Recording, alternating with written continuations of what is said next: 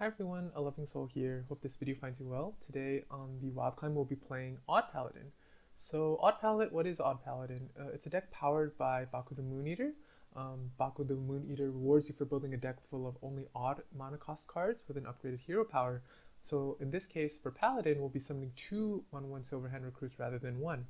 Odd Paladin is really good at flooding the board with his hero power as well as a bunch of cheap minions such as Righteous Protector and South Sea Deckhand. And as such, it wants to take advantage of this board with general minion buffs such as Fungalmancer, which gives you +2/+2, but it also has Silverhand recruit specific synergies like Warhorse Trainer, which gives your Silverhand recruits +1 attack, as well as Quartermaster, which is your big finisher, giving your Silverhand recruits +2/+2. So what are some notable weaknesses about Odd Paladin? Compared to other decks, once it loses the board, it doesn't have nearly as much reach as decks like Pirate Warrior or Secret Mage. We do have cards like Rallying Blade and Leroy Jenkins in order to get that last bit of chip damage, but it's kind of hard to compare that to things like the direct burn damage that Secret Mage has. Today's deck list has been updated for the Descent of Dragons expansion, so it has a couple of new tools such as Righteous Cause, which is a side quest. For summoning 5 minions we get to give our entire board +1/+1, as well as Faceless Corruptor, which turns our stray 1/1 Silverhand recruit tokens into a rushing 4/4. A notable exclusion about this deck list in particular are that we took out Corridor Creepers. I dusted this a while ago when it was nerfed from a 5/5, but it's definitely good. It's one way to help cement your board. And finally, for cards that you can put in case you're missing some cards, these are my suggestions. I would look into Vine Cleaver. This is a good card in order to get that extra bit of damage while also building the board. Unidentified Maul, another good weapon with good effects such as giving your board Divine Shield or summoning 2/1 recruits. And finally, a popular tech that's been popping up is Bad Luck Albatross, shuffling in two 1/1 Albatrosses to turn off Reno effects. And let's get to it. Knowledge is power. My blade burns with holy fire. So we're against Mage this game. Things to keep in mind are that we could be against Secret Mage or some Highlander variant of Mage. I'm thinking about keeping this Righteous Cause because we don't have a 1-drop otherwise in our hand, and it gives us something to do on turn 1. Things like it's tempting to keep this Leroy Jenkins so we can get that last bit of burn, but I don't think it's very good against Secret Mage because we probably need ways to be more proactive to build our board. So let's just keep this Righteous Cause and see how it goes. Okay, we got 2 spells. We also got Quartermaster, which is our big finisher. Turn 1. So things I want to keep in mind are that by having 2 spells, we might want to keep them in order to play through a counterspell. But probably I'm just going to play this Righteous Cause now. Earliest we could finish this is turn 3. We would hero power and then hero power again plus summon a 1-drop. That's a pretty strong play. So let's open the Waygate. This tends to be a Highlander deck. They run Reno Jackson. Alright, so we have the combo. So we're gonna hero power this turn. Next turn we're going to summon South Sea Deckhand, which pulls out Patches as well, and we're gonna hero power. And that's gonna give our board the entire Righteous Cause buff. Babbling Book.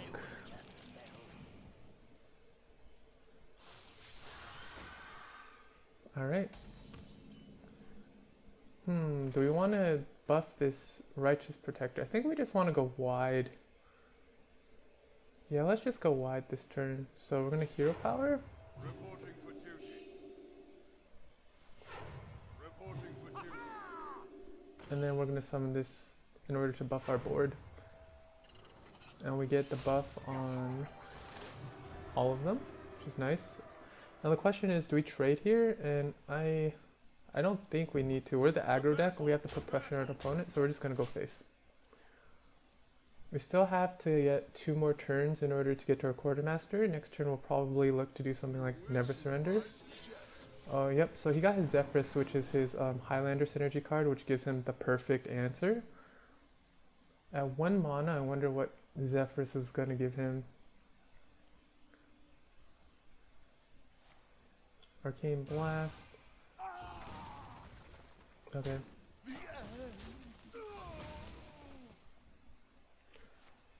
So he coins Tome of Intellect. Interesting that he's playing that card, but I guess he needs to fill out his Reno cards. So this turn, I want to probably cast this Never Surrender and then buff up our board. We're going to do just that. We're going to Silver Hand and then Never Surrender and trade off with this Zephyrus. The reason I'm trading with the Zephyrus is I want to be able to try my best to protect these Silver Hand recruits so we can play into our Quartermaster next turn. And this Never Surrender hopefully helps protect us from whatever shenanigans that Zephyrus got him in the last turn. Oh, very nice. So he went for Conk, and then we have a Never Surrender to protect this board. And our opponent concedes because he has a feeling that we have Quartermaster in our hand. So I think that's the power of Odd Paladin. It puts a lot of pressure on our opponent to try to find the perfect answer, but Never Surrender gave us that little bit of protection, as well as that Righteous Cause the previous turn, as well to buff up our board. Liadran versus Thrall. My blade burns with holy fire. So against Shaman this game, I've played a lot of Even Shaman in the past. I'm just going to assume it's Even Shaman. If it is Even Shaman, it's definitely a bad matchup for us because they have cards like Maelstrom Portal or Sandstorm Elemental to help clear our board. As such, we'll try our best to build a board early, get in our damage, and hopefully be able to close out the game with like a lucky Quartermaster or Fungalmancer. But we're going to keep Celsi Deckhand and Muster for Battle. They're probably our best cards in order to build the board fast or rebuild the board after an AoE.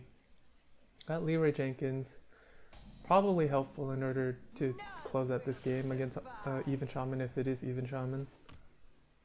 Okay, it isn't. So if it isn't Even Shaman, it might be Overload Shaman, the other thing. Just play our 1-drop. This is really good because it gets patches out of our deck. It's one of the worst feelings ever is when you draw patches. Oh, golden coin, that means our opponent has a full golden deck. Oh, Murlocs. Or Battle Cry, it might be some Shudderwalk shenanigans, I'm not sure. Hero power, it's pretty straightforward here. I'm gonna trade here and go face. I don't think I need to really do anything with this board. Next turn we can always just muster for battle and poke down this 2-1 with ourselves. So if he's incentivized to trade, I'll let him. I get the 2 damage to his face otherwise.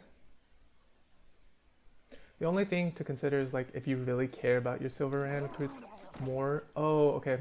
I guess we could have played around Murloc buffs, but this is okay. So we have to take out this Underbelly Angler. So what's the best way to do that? Do we just Rallying Blade or do we go for Muster for Battle? I think let's just Rallying Blade. It's a little cleaner. As much as I want the 1/1s, it's too scary to leave that up, and otherwise I'd have to hit this 3 times with my remaining 2 1/1s. So this is about like a close result to Muster for Battle. Next turn's probably going to be Hero Power. We're going to float 2 mana, unfortunately. That freeze is pretty annoying. We got 1 card to fill out our curve. Let's just go ahead and do that. I'm not going to trade these 2 1/1s quite yet. As much as I'm scared of like Murloc synergies, I have this Rallying Blade up, so even if he buffs it, we can probably take it out pretty easily. So a big Shaman buff that they have available to them for Murlocs is like every fin is awesome, I believe, which gives Murlocs the minions +2/+2 that gets reduced based on how many Murlocs you have on the board. Looks like he might be setting up for a buff turn. So what are ways around that? We could just Fungalmancer this turn, or we could play Loatheb. Let's Fungalmancer this turn. I will do it on this Divine Shield, and I'll start picking off these Murlocs. I don't want to have to deal with these Murlocs. Now the question is, how do we want to take out this remaining 2/2? We could try to keep our board wide, or we could like be greedy and then play into some sort of AoE. Let's trim our board a bit. I want to keep the 3 health in case he's playing something like Lightning Storm, although I doubt it. Because we have Muster for Battle in our hand, we can always like rebuild the board. So I'd rather keep these healthier minions. I'm pretty happy with our hand here. We have Lothep to close out the game as well as Leroy. Devolve. Okay. They do. So he turned our Silverhand recruits to a bunch of 1/1s. I don't really have that many synergy cards, so it's not the worst thing in the world. We have 6 damage and 6 damage here, so he's at 8. Let's just make it that he can't really do anything too big next turn, and let's trade off a Wisp and punch him in the face. So here we have 12 damage, and then Leroy Jenkins going to be enough to close out the game. He can't really play any AoE this turn because Maelstrom Portal would be 7 mana. He can't play second Devolve. He has to play probably a minion, but it's Murloc, so they don't really have an answer, and my opponent concedes. Liadran versus Jaina. You asked for it. My blade burns with holy fire. Okay, we're against Jaina. So we played against a mage earlier, and it was the Highlander Reno variant. I almost always keep Quartermaster. It's like our strongest card that we're always looking for. As such, I'm gonna mulligan away this Fungal Master just to get some more mid-game options. I'll keep this Lost in the Jungle, just have a 1-drop to play on turn 1. Never Surrender is pretty good. Can make awkward turns for the mage where they can't quite clear out our board. It was very good when our opponent played Consecration that they got off the Zephyrus the last time around. So we're going to play Lost in the Jungle. Turn 2 is probably going to be Hero Power, and turn 3 I'm thinking Hero Power plus Never Surrender. The other option, this could be a Secret Mage. So Babbling Book, double Babbling Book. So it's not a Highlander variant. It might be some sort of I actually don't know. This is interesting though. I'm just gonna Hero Power here, and then I'm gonna go face. The fact that they coin these out shows that they really respect our board and they're trying to contest it early. Maybe they're looking for some answers off this Babbling Book. Oh, Shooting Star off the Babbling Book is very gross though. But at least they float a mana. Pretty straightforward turn for us. We're just gonna Muster for Battle and punch down this 1/1. Next turn's probably going to be something like Hero Power, Southsea Deckhand, Never Surrender. And that's good going into our Quartermaster turn. Only thing is, I think if we do that, we have too many cards on our board. If our opponent decides to pass, we won't be able to Quartermaster. Okay. So first things first, I probably want to check for Flame Ward, so I'm going to punch here. Okay, it's not Flame Ward. Next we'll play Never Surrender. Okay, next we'll play Southsea Deckhand. Okay, it's Mirror Entity, so we're just going to... Okay, our opponent just concedes, unfortunately, but you sort of, like, what I probably would have considered was trading off one of our minions, just to keep a slot open for our Quartermaster the next turn.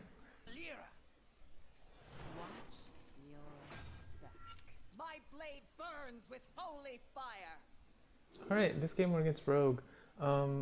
So Rogue, we probably don't want Divine Favor. The fact that we're going second, we're probably going to have more cards than our opponent, and they're going first. Rogue tends to like burn through cards pretty fast in order to get their combo effects off. I'm thinking cards like Backstab and whatnot.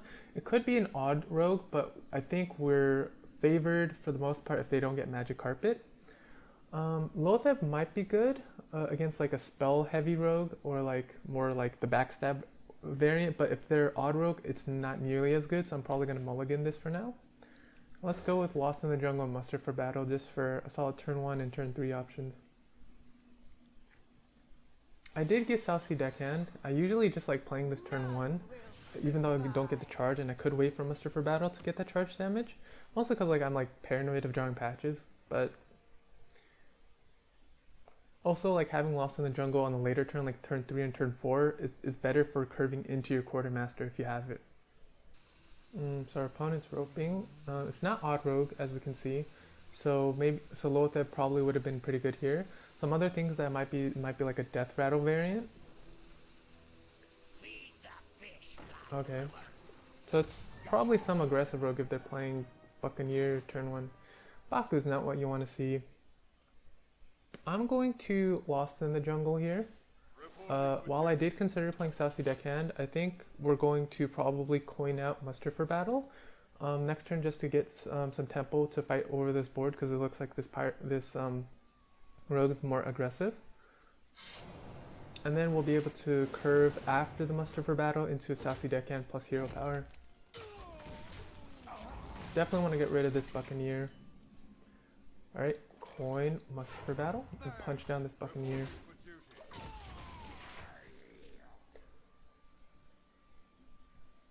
I wonder if they're playing stuff like oil for burst. I think we have to sort of care about our life total in this matchup. This ship's cannon is terrifying. We can place Warhorse Trainer this turn, but I'm going to be a little bit more patient. I'm going to play the Southsea Deckhand and then use it to trade with my hammer and just click hero power. I don't think rogues nowadays play Phantom Knives as often, so they might have a hard time dealing with this board. And delaying our Warhorse Trainer means we can get like much more value the next turn.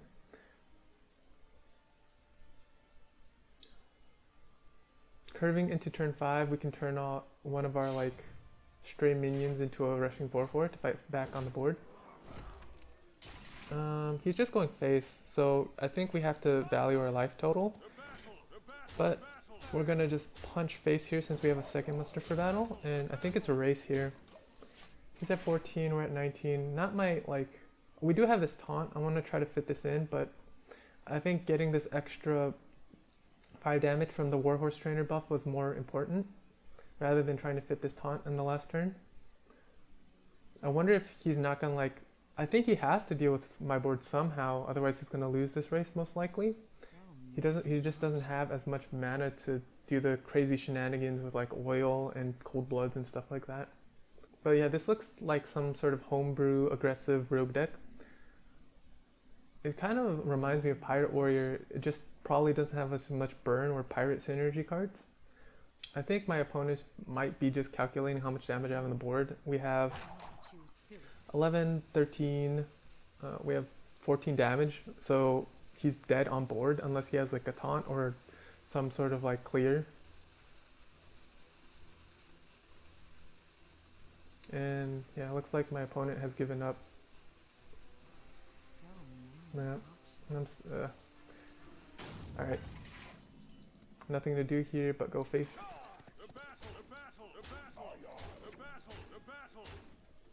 Exactly, full.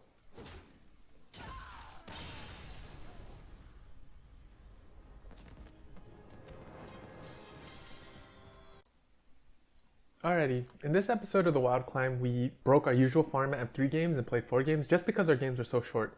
But I think that really showcases how Odd Paladin is really good at what it's doing, which is building those early boards. We got onto the board so fast that we forced our opponents to have answers. And even in the case of having Zephyrus, which is supposed to have the perfect answer, against that Consecrate, we really saw the MVPs of the deck. Righteous Cause and Never Surrender, which helped protect our board into our Quartermaster turn, which pretty much forced our opponents to scoop very early. That's about it for this episode. I wish you the best if you choose to take this deck on ladder. It definitely showcases how fast-paced it is if you really like building boards and buffing boards and pushing that damage to the face.